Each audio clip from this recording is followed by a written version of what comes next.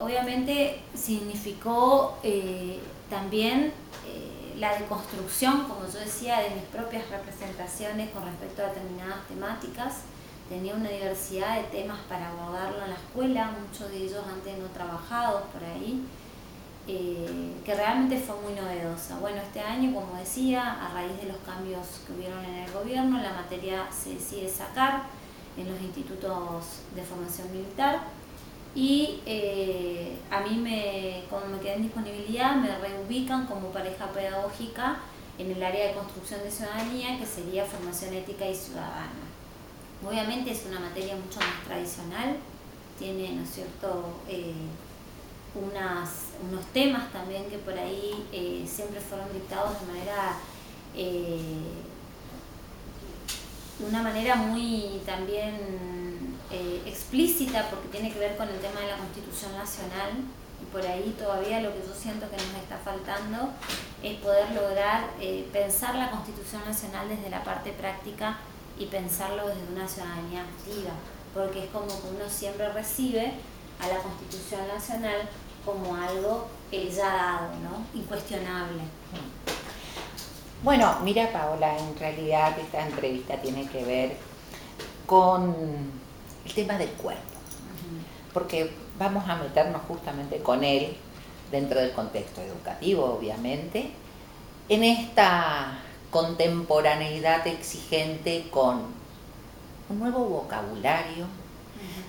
También hablando de las representaciones que decías, es momento de cambio, y donde vos te involucraste de una manera con tu espacio y también con los nuevos, como dijiste, con formación ética. ¿Cómo estás viviendo vos o qué significaciones de género? Porque en realidad nos está atravesando justamente un abordaje desde lo generizado, ¿no? Y volver a poner este término en una nueva significación, porque partiendo de lo tradicional fue repensarlo de otra manera. Tu espacio abrió las mentes, tanto de los cadetes, de los alumnos, como también de tus pares. A mí me gustaría escucharte y saber qué significó para vos abordar el tema de género, ¿no? ¿Y qué pensaron tus colegas también al respecto? Yo creo que es un tema que aunque por ahí muchas veces no es consciente, inconscientemente es un tema que moviliza mucho. Yo creo que nosotros venimos, y que es lo más difícil reconocernos como mujeres, cómo tenemos instaurado, digo yo, ese chip de lo que es el patriarcado. Yo creo que reconocernos como personas capaces de tener poder y de querer tener poder.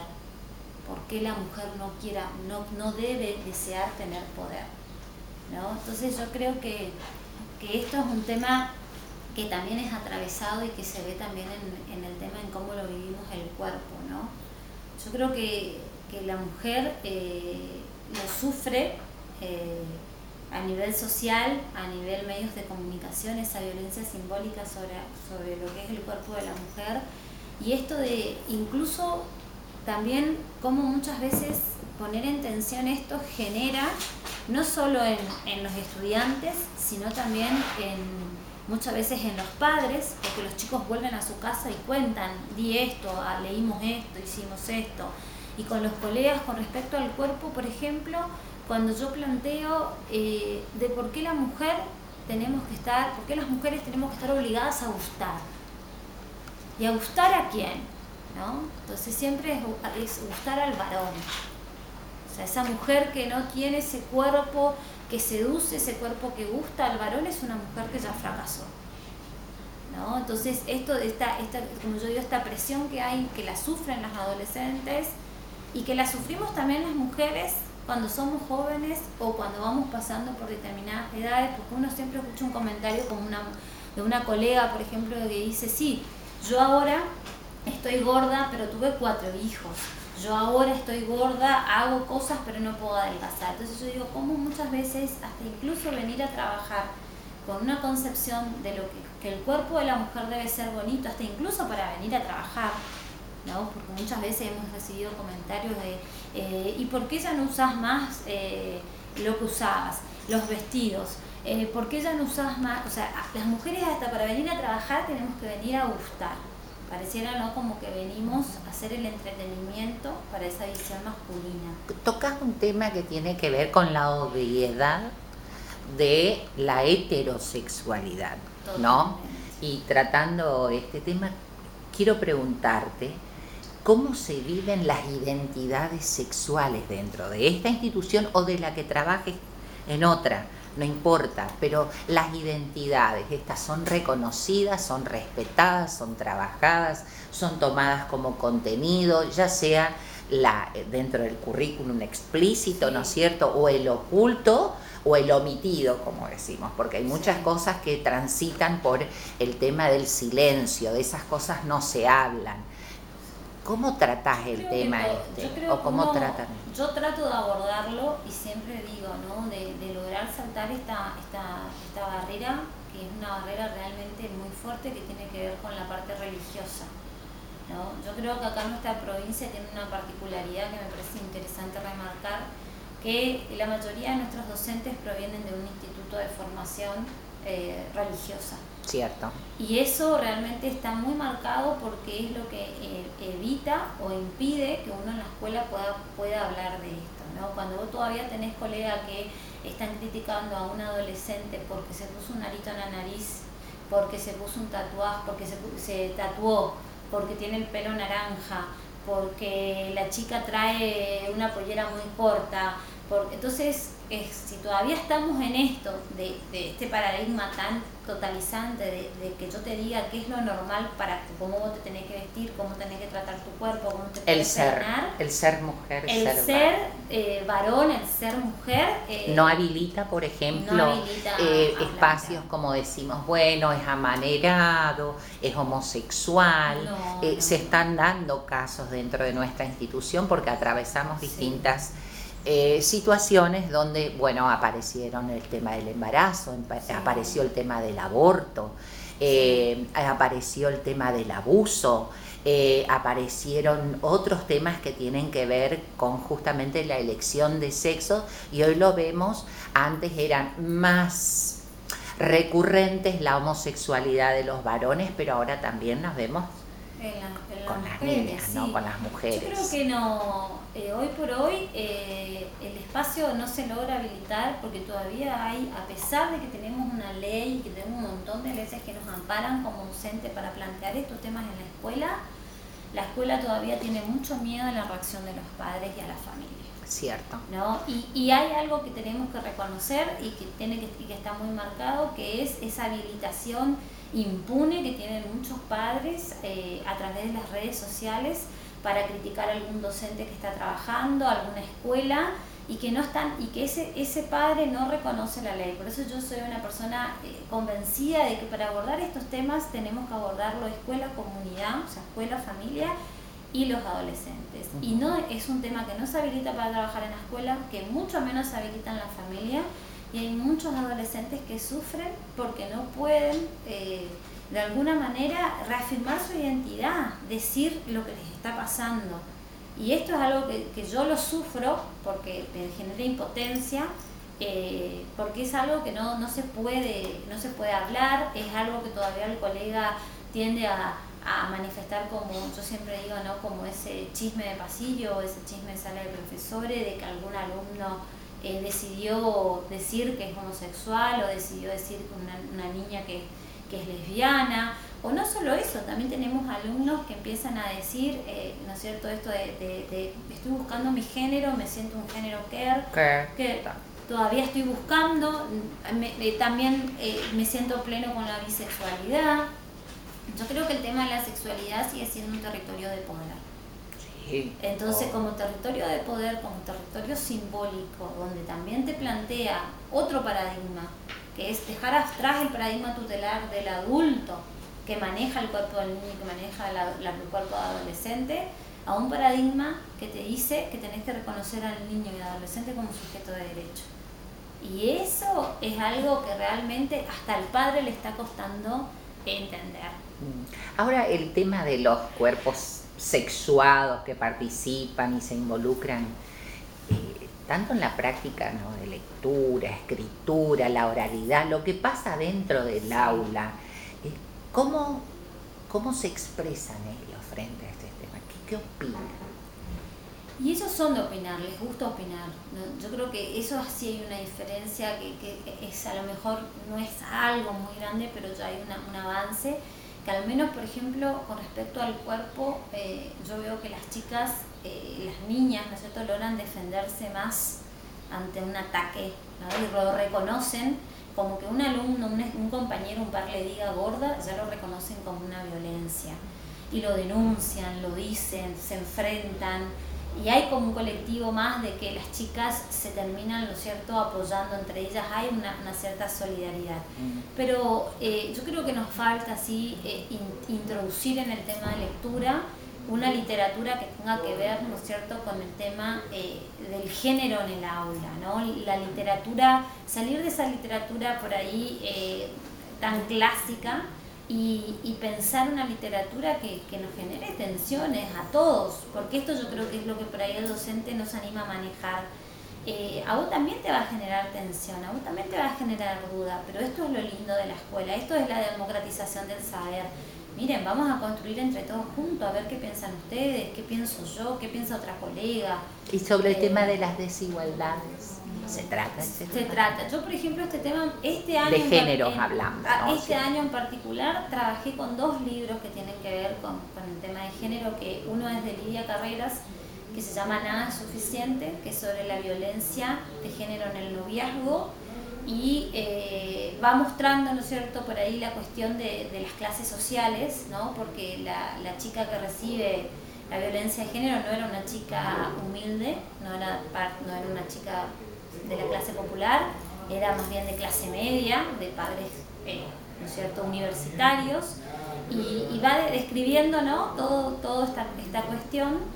Después trabajé con otro que ese sí tenía que ver con las desigualdades sociales, que tiene que ver con los asesinatos, ¿no es cierto?, Chicas Muertas se llamaba el libro, de Selva Almada, que muestra, ¿no?, lo que es el abuso sexual infantil en las provincias, ¿no?, en provincias muy pobres, como por ejemplo Entre Ríos, ¿no es cierto?, Chaco, Córdoba. Esa muestra, ¿no es cierto?, ese rol del patriarcado, ¿no?, del hombre con dinero que trae a una chica engañada para que trabaje y la termina violando y asesinando. Ella hace una crónica, es un libro muy lindo.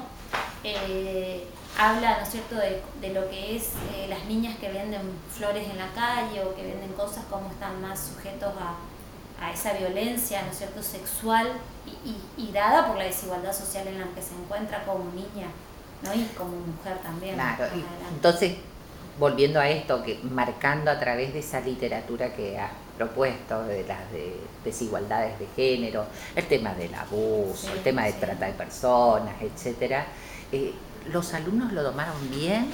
¿Hubo resistencia por parte de ellos o les encantó, les gustó, de alguna manera incorporaron también nuevos saberes y generaron otras miradas o cambios, por lo menos en la reflexión sobre estos temas tan profundos? Sí, por ejemplo, algo que a mí me sorprendió mucho con el libro de Nada es suficiente, que los chicos me planteaban que el final terminaba muy bien, que terminaba como cuento de hadas. Ella que logra salir de esa relación tóxica y que vuelve a emprender, digamos, y que ellas dicen esto generalmente no sucede. La mayoría de las chicas terminan muertas.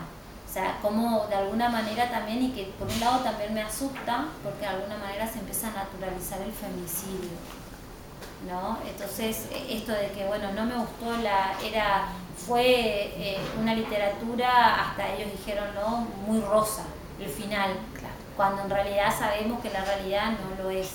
Después el otro texto, que es Chicas Muertas, que por ahí, como tiene, ¿no es cierto?, fragmentos de lo que fueron las sentencias judiciales, las autopsias, todo, marcó en los chicos de 5º año, porque lo trabajé con chicos de 5º, por ahí en los varones el silencio, ¿no? No quiero opinar de este tema, me parece, ¿no?, un tema... Y de las chicas esto de la reflexión de decir, porque la autora toma 3 casos de 3 femicidios en particular, uno de ellas que la habían matado, no la llegan a violar a la chica, pero sí la matan en su casa, durmiendo en su pieza, ¿no? Entonces esto de que, y la duda de que nunca se encontraron realmente a los asesinos, son 3 casos impunes, y las chicas lo que dicen esto, ¿no? Juzgaron por ahí el papel de la justicia, que sigue siendo la justicia muy patriarcal y muy machista, y después esto, ¿no?, de decir, ya no nos sentimos seguras muchas veces ni siquiera en nuestra propia casa, pero que yo creo que tiene que ver con esto, ¿no?, que la idea de esta literatura es esto, que ellos sepan de que hoy, lamentablemente, por ser mujer en Argentina, en Latinoamérica o en el mundo, no tenemos esa seguridad y que tenemos que estar alerta.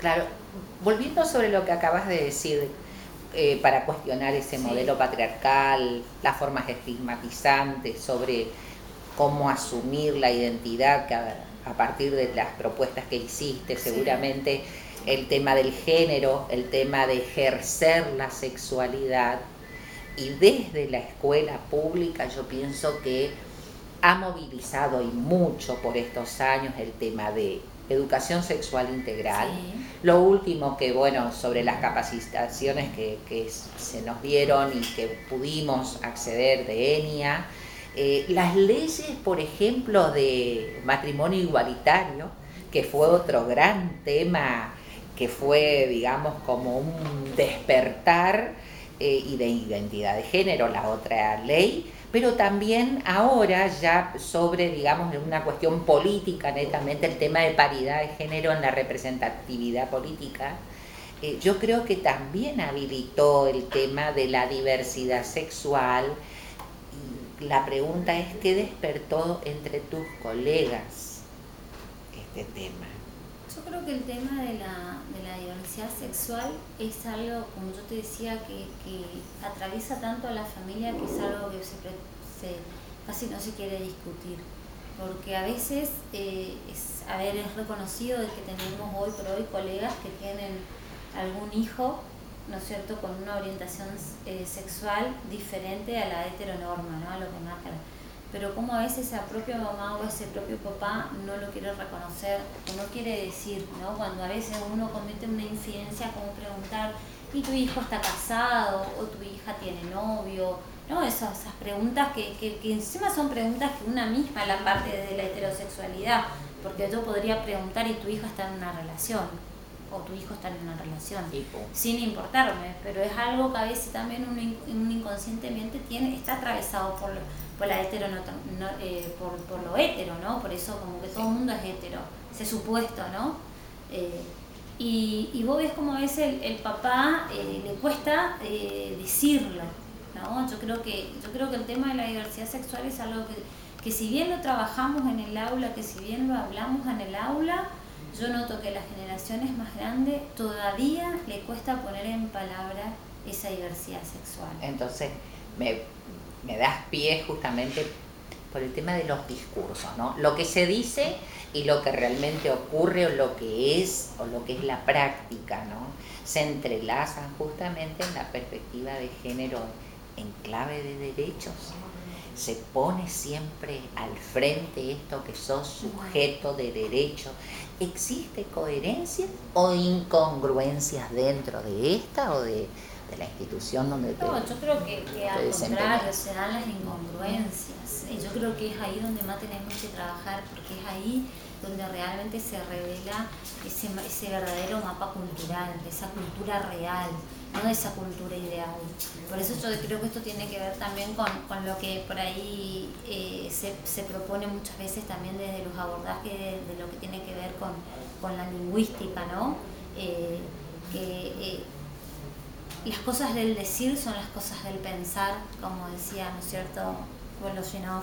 Entonces, aunque yo tenga millones de leyes sobre lo que es la educación sexual, sobre el abuso infantil, sobre la violencia de género, sobre la disparidad o la desigualdad, si no hay una estructura de sentimientos, si la gente no lo ha internalizado, va a seguir parada en esa postura, porque yo creo que acá tiene que ver también con repensar muchas veces esas moralidades homogeneizantes que tenemos, porque están esas moralidades y muchas de ellas basadas en preceptos religiosos.